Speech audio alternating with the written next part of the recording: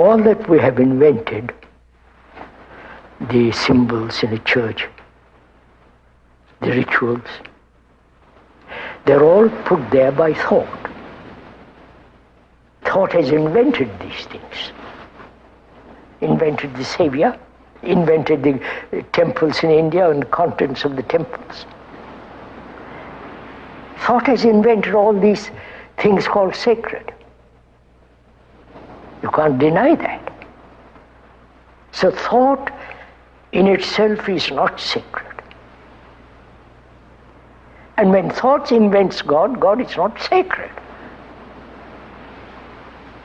So, what is sacred?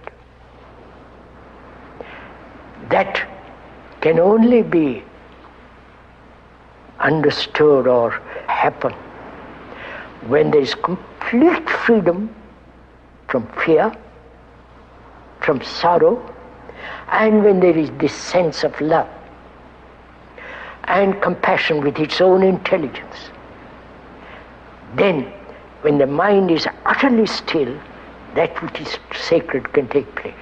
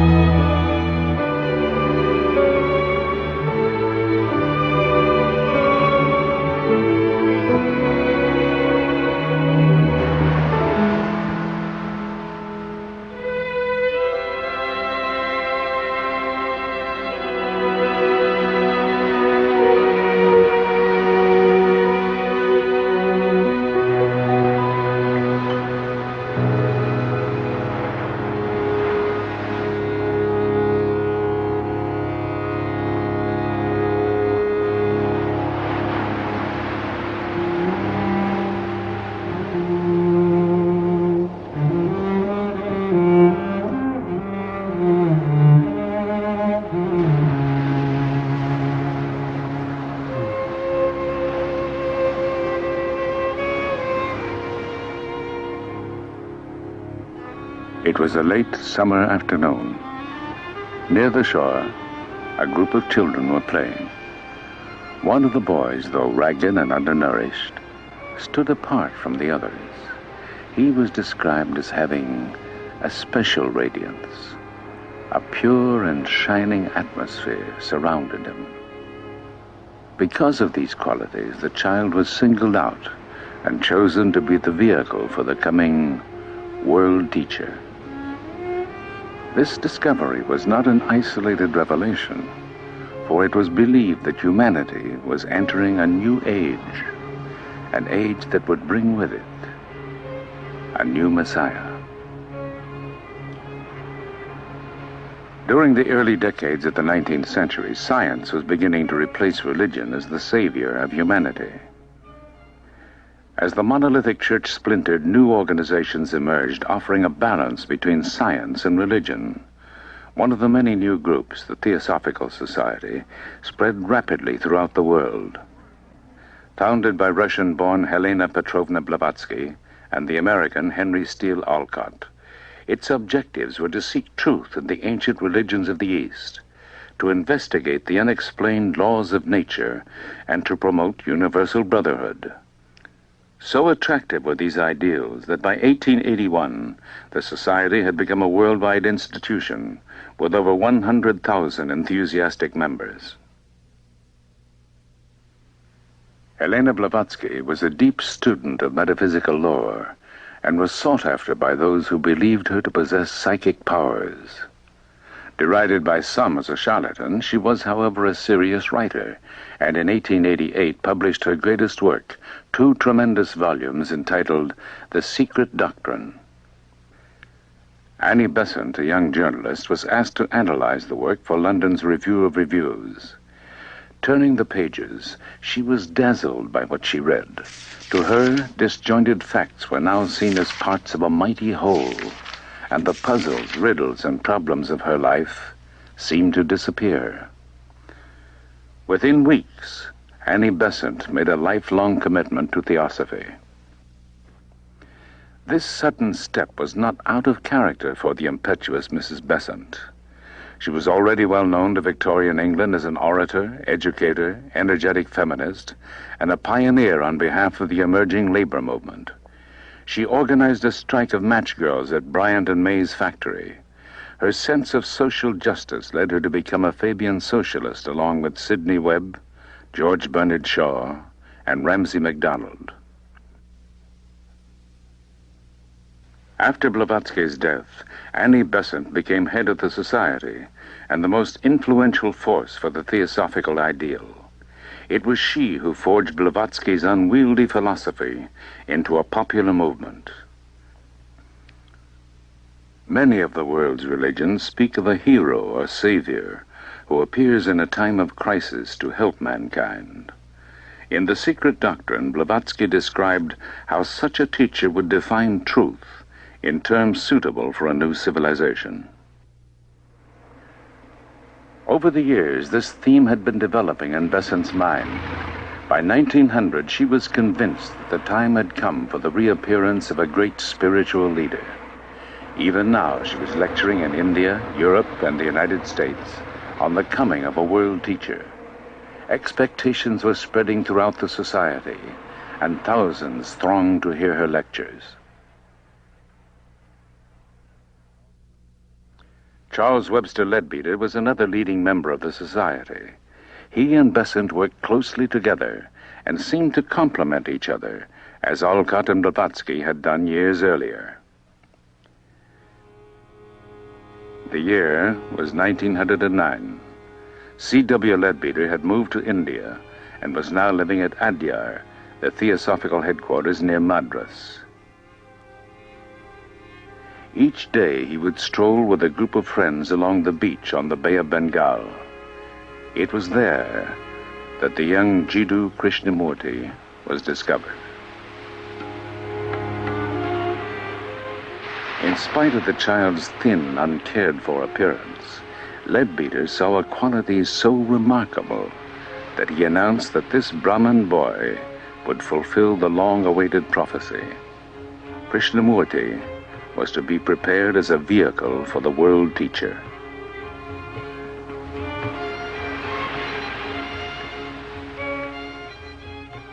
The child's mother, Sanjivama, had died some years earlier, and the 14-year-old boy had come to live with his father and 3 brothers just outside the society's compound. The dreamy boy suffered from malaria, and illness often kept him from school. He was unassuming and yielded easily to the suggestions of others. He seemed to live in another world, often oblivious to what was going on around him. There was a curious emptiness. Krishnamurti and his younger brother Nityananda were especially close, and when told of the opportunity of being prepared for great things, he refused unless Nietzsche could be with him.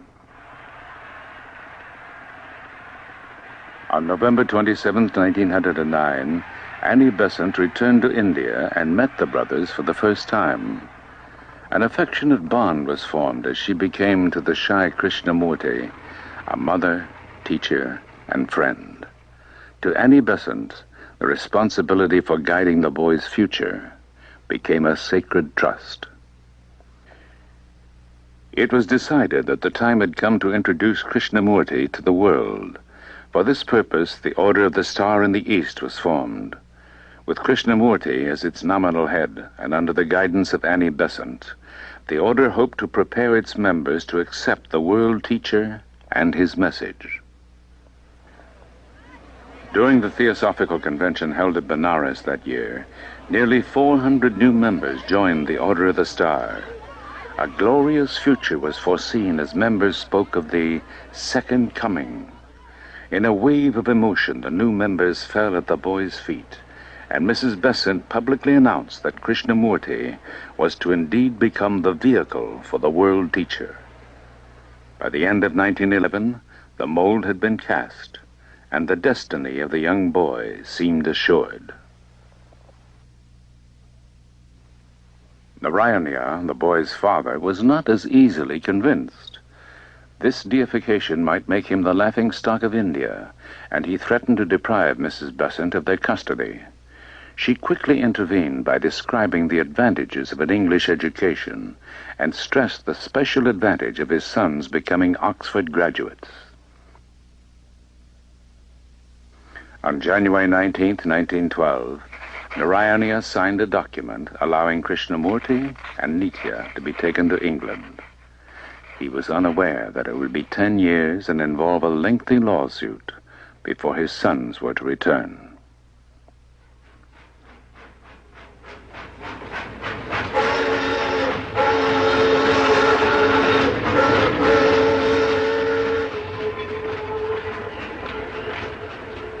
In England, news of their arrival spread quickly, and a large crowd was on hand to greet the party at Charing Cross Station.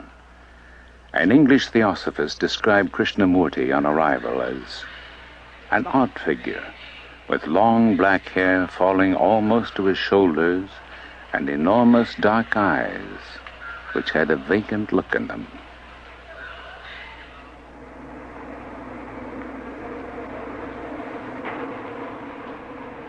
When I went to Europe for the first time, I lived among people who were wealthy and well-educated, who held positions of social authority.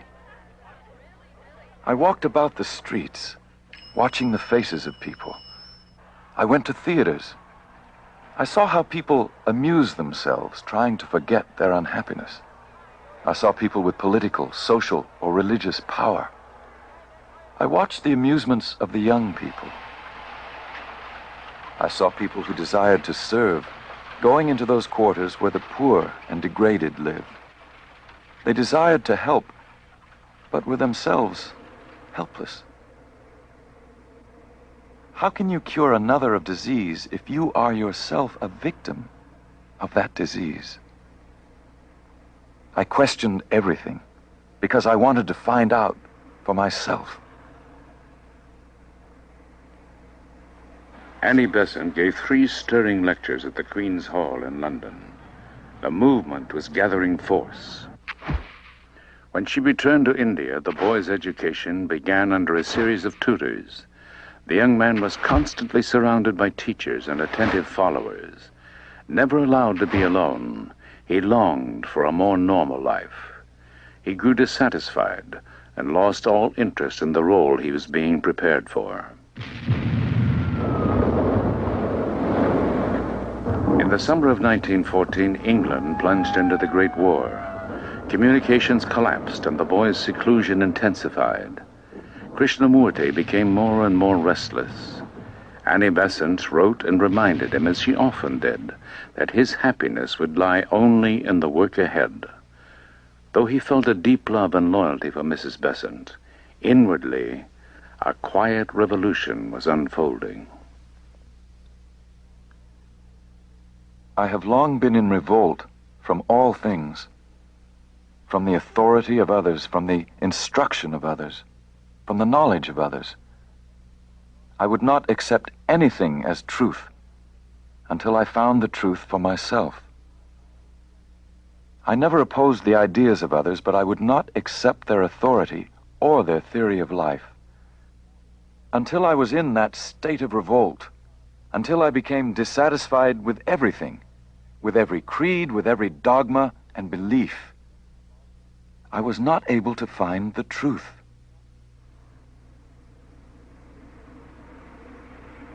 The boys worked hard to pass their college entrance examinations. Nitya had little difficulty, but Krishnamurti was a slow and indifferent student. To everyone's disappointment, it became clear that he would not be accepted by either Oxford or Cambridge. The close of the war in 1918 brought increased activity among theosophists. In India, Annie Besant was deeply absorbed in problems of education and political action. She was in the forefront of the struggle for Indian independence, along with Gandhi and others. But in her lectures, she continued to proclaim the importance of the world teacher and his message for humanity. Krishnamurti was maturing slowly, and after a 10-year absence from his native country, it was decided that his work would begin at Adyar. In late December, the brothers arrived in Bombay. For Mrs. Besant, the long-awaited day had finally come as the two brothers, who left as boys, returned as men.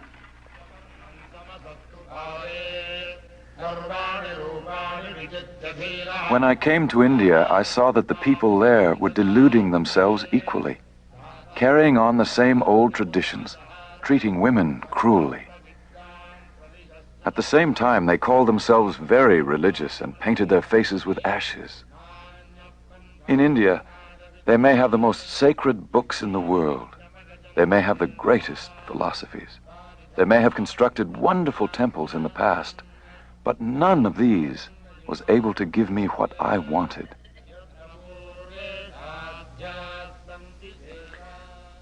As head of the Order of the Star, the shy young man plunged into his work.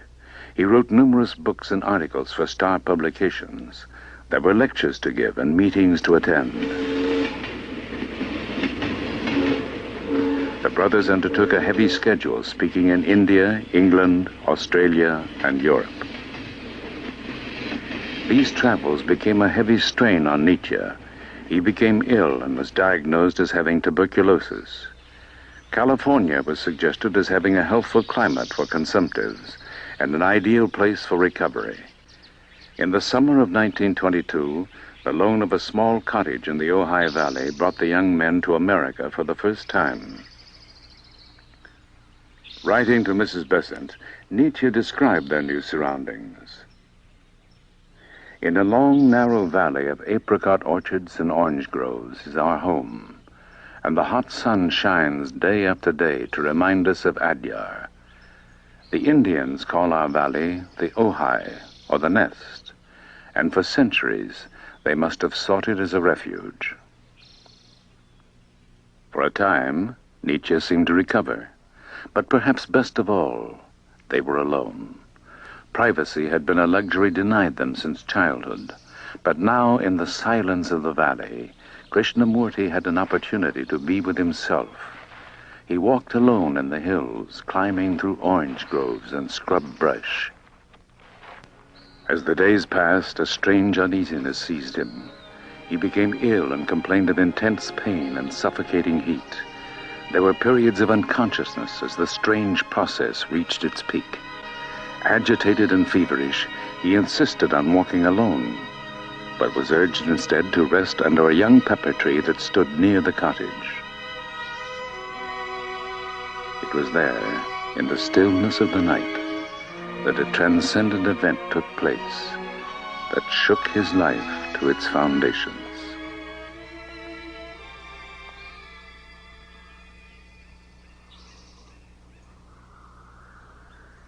I could feel the wind passing through the trees and the little ant on the blade of grass. I could feel the birds, the dust, and every noise was a part of me. I was in everything, or rather everything was in me. I was supremely happy, for I had seen. Nothing could ever be the same. I have drunk at the clear and pure waters of the fountain of life, and my thirst was appeased. Never more could I be thirsty. Never more could I be in utter darkness. I have touched the compassion which heals all sorrow and suffering. It is not for myself, but for the world.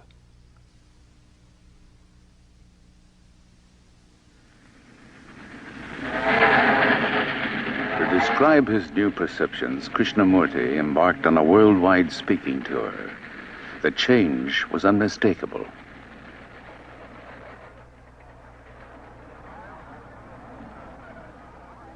Everywhere, among all people, there is a search for something hidden, for some realization which will give greater knowledge, greater vision, greater understanding, and this the people call truth. They think that truth lies hidden in some distant place, away from life, away from joy, away from sorrow.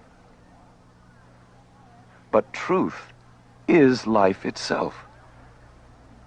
And with an understanding of life, there is born an understanding of truth.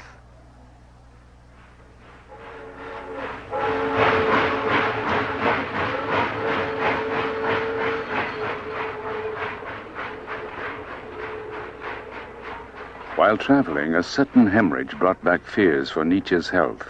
He was weak, in high fever, and racked with coughing. It was decided that the brothers should again return to the dry climate of the Ojai Valley. Once in California, Nietzsche seemed to improve, and when Mrs. Besant cabled asking that Krishnamurti come to India for Theosophy's Jubilee Convention, he reluctantly agreed. The bond between the brothers had grown stronger than ever. There was unquestioning faith that Nietzsche was essential to the work ahead, and because of this, his life would be spared. While en route, a cable arrived saying that Nietzsche had influenza. A later wire read, "Flu rather more serious. Pray for me." On the 13th of November, as the ship entered the Suez Canal, a telegram arrived announcing Nietzsche's death.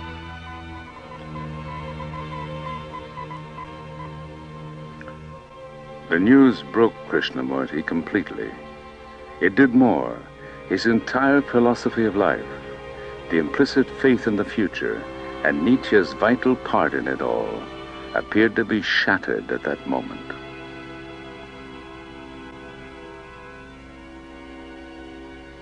An old dream is dead, and a new one is being born. A new vision is coming into being, and a new consciousness is being unfolded. I know now with greater certainty than ever before that there is real beauty in life, real happiness that cannot be shattered by any physical happening, a great strength which cannot be weakened by any passing events, and a great love which is permanent, imperishable, and unconquerable. By the time he reached Madras, his face was quiet and radiant. The Jubilee Convention of 1925 celebrated 50 years in the life of the Theosophical Society. Thousands attended the 4-day gatherings, and events were eagerly reported by newspapers around the world. A Star Congress followed the convention. By this time, the Order of the Star had grown to over 45,000 members. Under the branches of Adya's enormous banyan tree, Krishnamurti spoke of the world teacher. His face was powerful and stern in the twilight, his eyes half veiled as if looking inward. As he spoke, a deep silence spread through the audience. Some felt they saw a light envelop him, and many believed they were in the presence of the Messiah himself. The young man was becoming the focus of deep divisions. While thousands accepted him as the world teacher, others were disturbed by the adoration and attention given him. In the Netherlands, some years earlier, the Baron Philip van Pallandt had given his ancestral home, the Castle Erde, to the Order of the Star. 5,000 wooded acres surrounded the 18th century buildings. The castle had been transformed into a meeting place where small groups gathered yearly.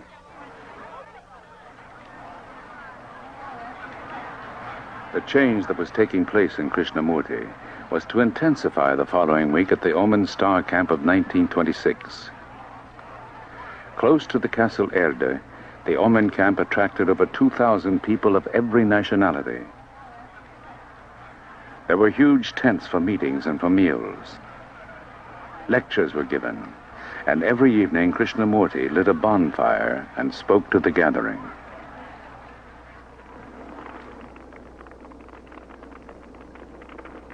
In order to be happy, need we have religions? In order to love, need we build temples? Truth cannot be found in the dark sanctuary of temples, nor in the well-lit halls of organized societies. Neither can it be found in books, nor in ceremonies. Go down to the sea where the breezes are blowing and the waves are breaking over each other. You want to gather and bind all that beauty into a narrow temple. Do not allow your mind or your heart to be bound by anything or anyone. If you do, you will establish another religion, another temple. You must not create little gods and worship at little shrines. Who wants to worship by the light of one candle when you can have the sun?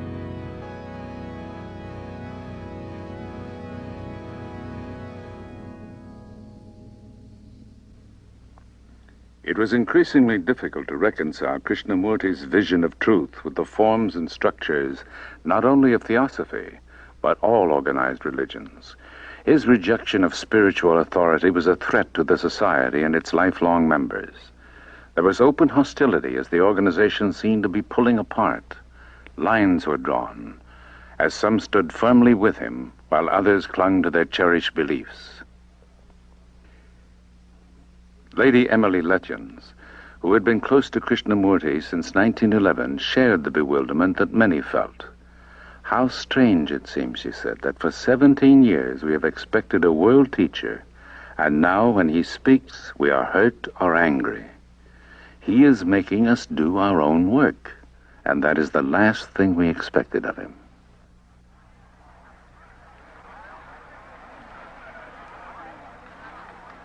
In May of 1928, the first Ojai Star Camp was held under the evergreen oak trees of Southern California. But with each new talk, each meeting, the divisions became more apparent. In failing health, Annie Besant was forced to cancel her public engagements.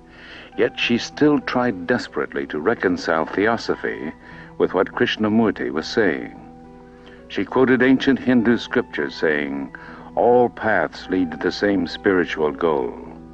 But in spite of her efforts, the divisions widened. There were no gentle platitudes. There was to be no uniting of existing religions. Ceremonies and organized religions, he said, were a hindrance, a distraction from the truth. He offered no method. There were no steps to follow, no system that ensured spiritual progress. His vision of truth was absolute.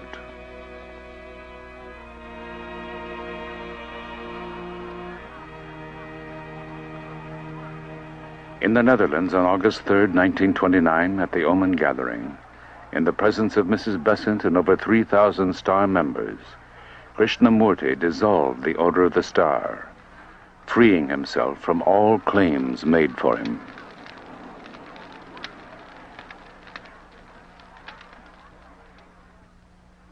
I maintain that truth is a pathless land, and you cannot approach it by any path whatsoever, by any religion, by any sect.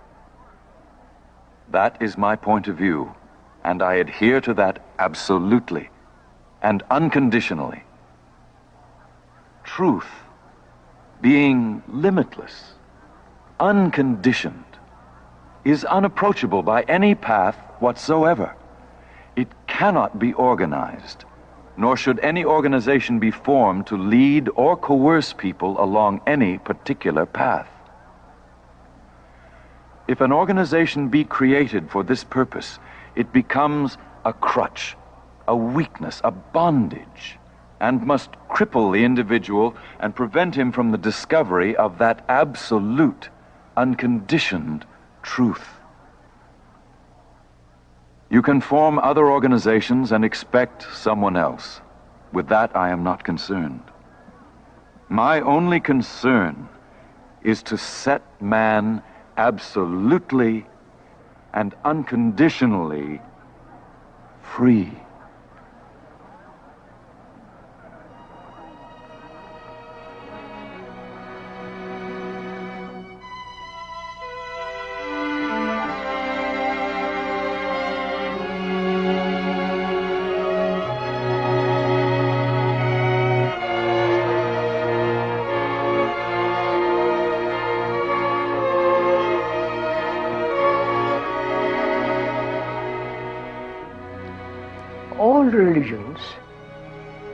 have always said there is only our path, our savior, our system, our belief, our rituals, and only through those we will find salvation. This has been the constant song of all religions.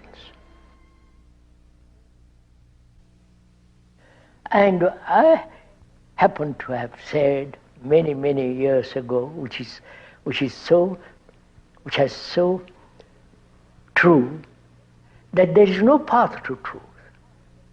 Truth, according to them, is a fixed point. And if it's a fixed point, you can have as many paths as you like. But if it's not a fixed point, it's a living thing, moving. Movement in the sense in the world of no time, which is a different matter. Naturally, there's no path to it. But you see, we don't want such a dangerous outlook. We want everything fixed. We want every object to be final.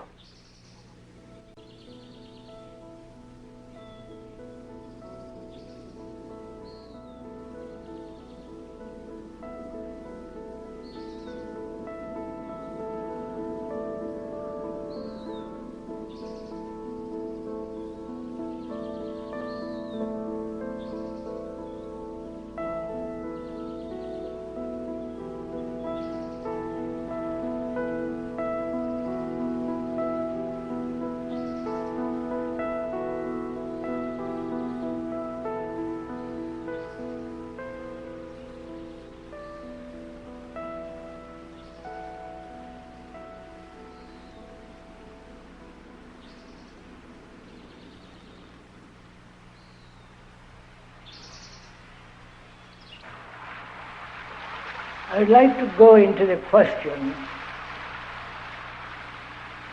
of what does it mean that a human being should bring about a deep, profound change in himself.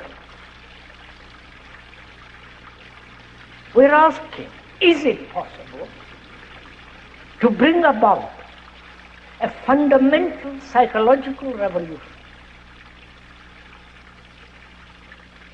Deep, abiding, irrevocable change, transformation.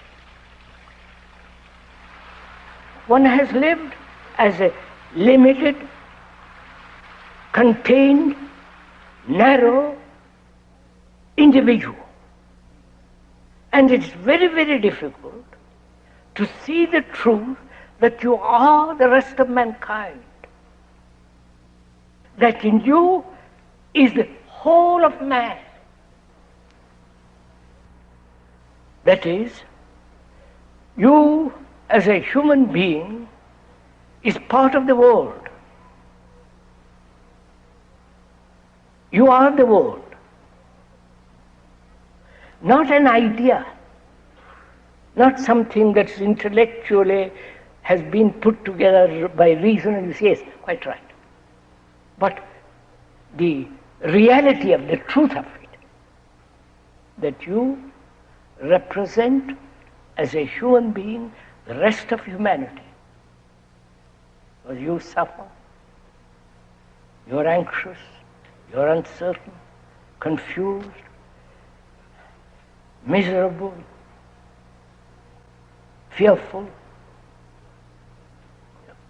hurt, everything. And every human being has this. So your consciousness is the consciousness of mankind. Now, is this possible for sorrow to end? If there is the ending of sorrow in one human being, who is the representative of all humanity, that ending affects the whole of consciousness of man. Don't accept what we are talking about. find out, test it. That means you have to be free to observe.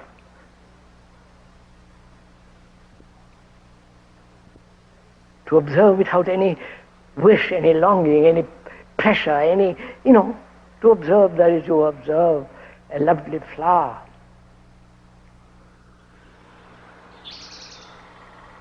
I wonder why human beings throughout the world don't see this simple fact that you cannot possibly have peace on earth if you are nationalistically divided.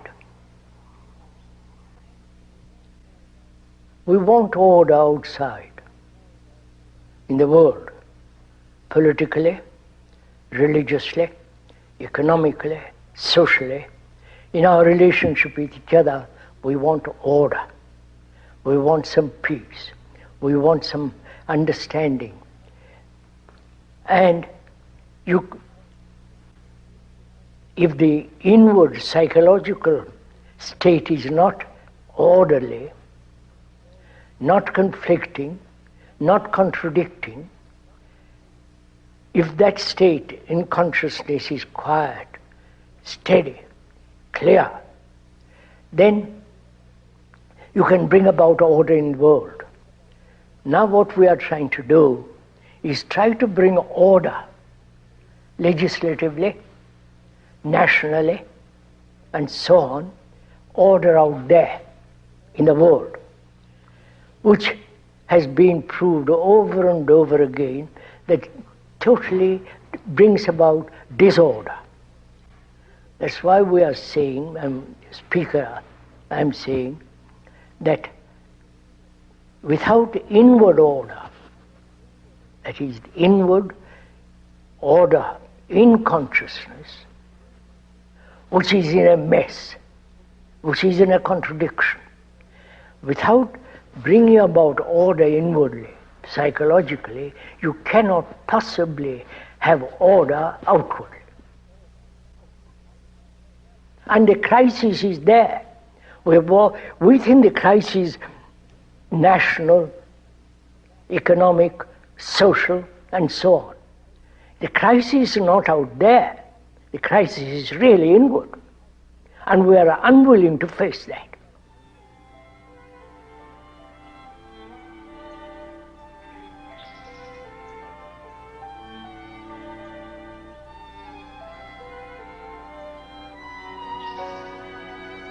We want to get X all by itself. What could we do next? Just thinking of your algebra. What kind of tools could we use?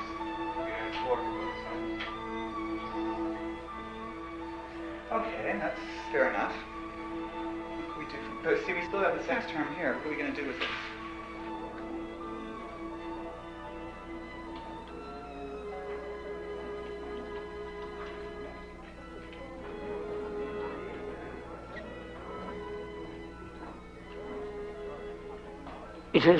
It is our education, way of living and tradition and so on, that something can be given to somebody else. Jesus can give you salvation. Or a guru can save you. Or your wife can help you.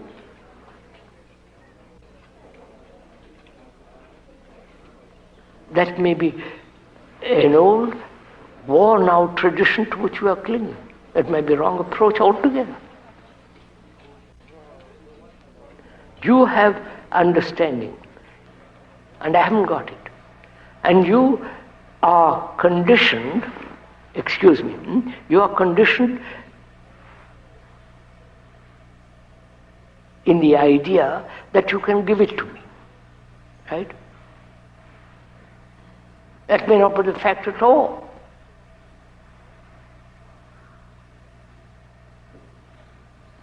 Psychologically, inwardly, do you depend on somebody? Say, please help me to be free of my arrogance.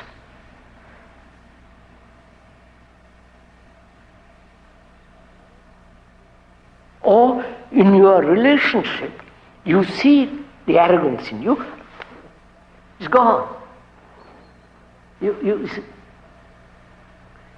our relationship with each other, I'm observing myself, and in that observation I discover that I'm arrogant in our relationship. So I'm not dependent for you to point out to me my arrogance. I'm already aware of it. It's tremendously important, sir. Nobody can give me intensity, the sense of beauty. I'm taking it. Then I am on my own. You follow? Not isolated and all that. Then I have to work find out. In the very working of it, I've got the intensity. When I discard the tradition in which I've been brought up, that is to depend on somebody, and when I discard it, then I have to work it, right? Or I go down the drain, either way. If I discard that, I'm already free, I've already got this sense of energy, of intensity. Then I'm not dependent on anybody.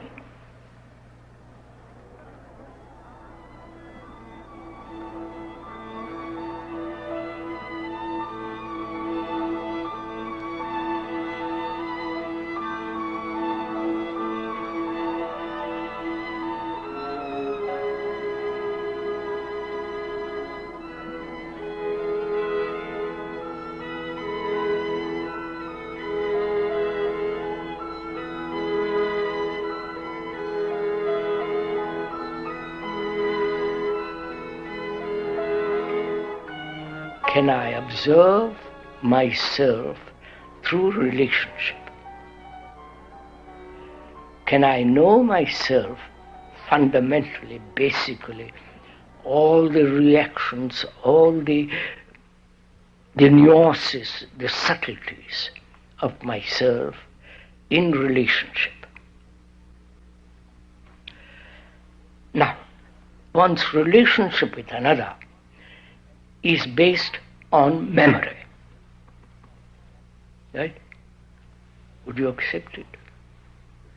On the various images, pictures, conclusions I have drawn about you and you have drawn about me. The various images that I have about you, wife, husband, girl, or boy, or friend, and so on. So there is always image making, right? This is simple, this is normal, this is actually goes on. When one is married or lives with a girl or a boy, every incident, every word, every action creates an image. No? Are we clear on this point? Don't agree with me, please. I'm not trying to persuade you to anything. But actually, you can see it for yourself. A word is registered. If it is pleasant, you purr. It's nice. If it is unpleasant, you immediately shrink from it. And that creates an image. The pleasure creates an image. The shrinking, the withdrawal creates an image. So, our actual relationship with each other is based on various subtle forms of pictures, images, and conclusions.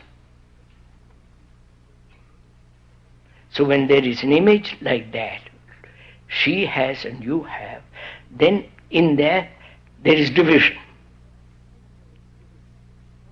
And then the whole conflict begins. Right? Where there is division between two images, there must be conflict. Right?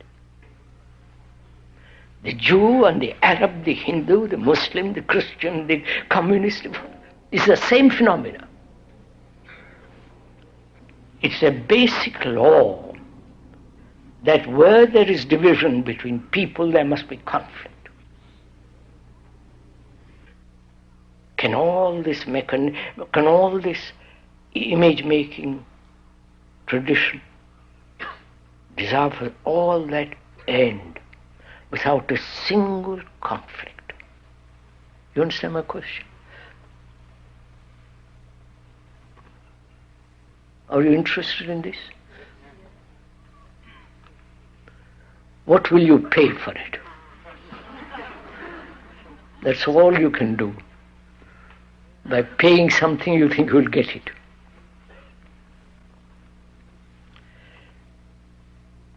Now how can this mechanism of image making, not just image making, the desire for certainty, the tradition, the whole structure of that, can that end? Right? Are you asking that question?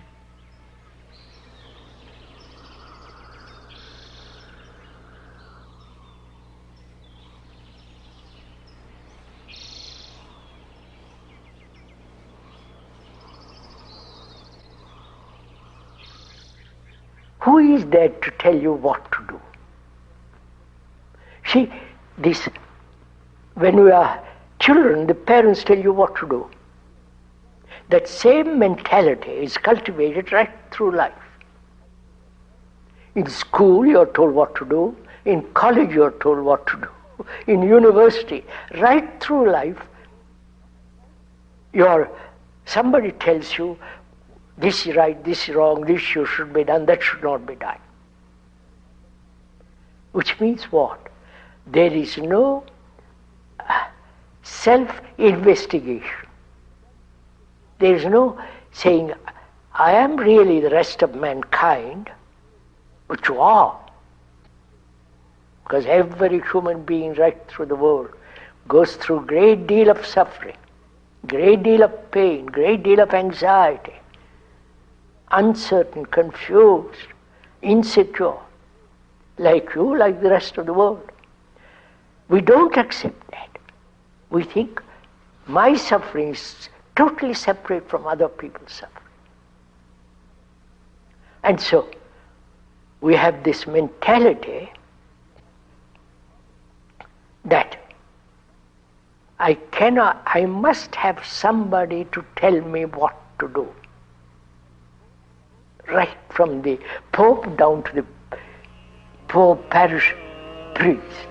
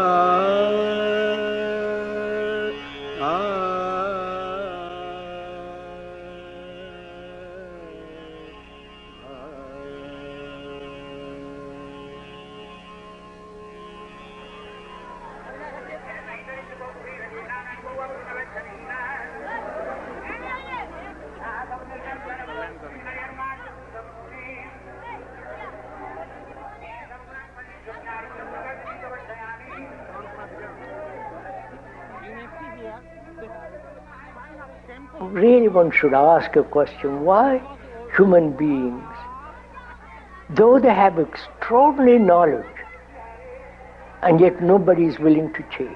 Why? Is it that they find security in the habit, in the pattern? Your pattern, my pattern, the Christian pattern, the Hindu pattern, the Buddhist. They're all patterns, a way of thinking. So Passions may be dangerous altogether because they divide people. And religions have divided people.